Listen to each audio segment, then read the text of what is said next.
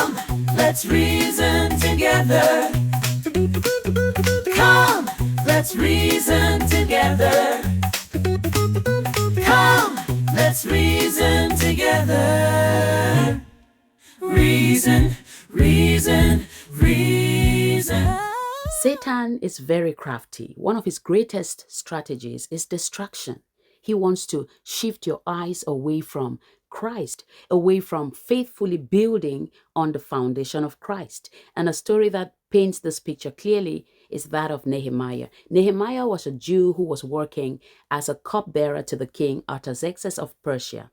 And when he heard that the Jerusalem walls lay in ruin, his heart broke. He wept, he fasted, he prayed, and when he got God's favor and the king's permission, he returned to Jerusalem to begin the rebuilding of its walls. And when he started the work, opposition rose. Sanballat, Tobiah, Geshem unleashed mockery, intimidation, threats. They even wrote letters disguised as friendly invitations, which were actually traps to lure him away from the work.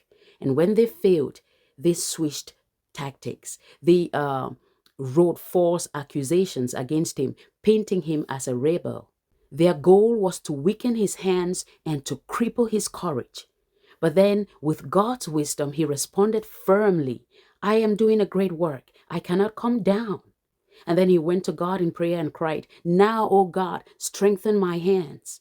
It is very important for us to know what it is that we are doing as the assignment that God has called us to do.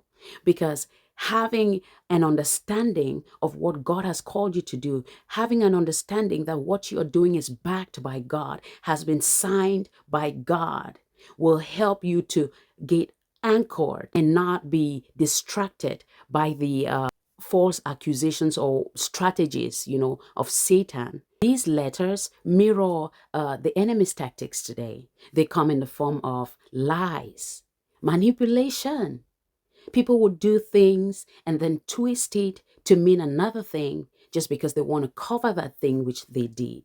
You have people would discourage you. People would frame you up, guilt trips, and then even your own fears, letters. But then we have to learn better. Nehemiah didn't waste his energy responding to these attacks. Instead, he entrusted his reputation to God, constantly giving into prayer, and he drew strength from that to continue building the wall. And so if we look at the pattern that Nehemiah employed, it is discern, pray, and keep building. Paul the apostle calls us the building of God. We are God's building. And so, every act of obedience, every step of faith is like a stone that we place one over the other. Whatever assignment it is that God has called us to do, as we take the steps toward working out this assignment, that is building the wall. As we take the steps of faith, as we stay in prayer, as we obey God, as we turn our eyes away from the distractions and keep going forward, we are building. And that's what the enemy doesn't want us to do. He doesn't want us to build. He wants us to sulk. He wants us to be hopeless. He doesn't like seeing people being hopeful. But the word of God says the hope in God does not put to shame. God did not give us a spirit of fear. We resist these intimidations and manipulations, false accusations, by putting on the armor of God, having our belt of truth buckled up, the breastplate of righteousness in place, and taking on our shield of faith. Then we stand our ground. That's how we retaliate.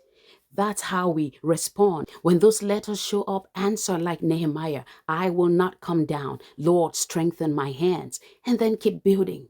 Receive strength, keep building. Receive strength, keep building. So let me encourage you today with the same encouragement that I do encourage myself. Don't come down from your wall. The opposition may be fierce, but your God is faithful. Our God is faithful. Greater is he that is in me than he that is in the world. Let God be your confidence. Reason together. Let's reason together.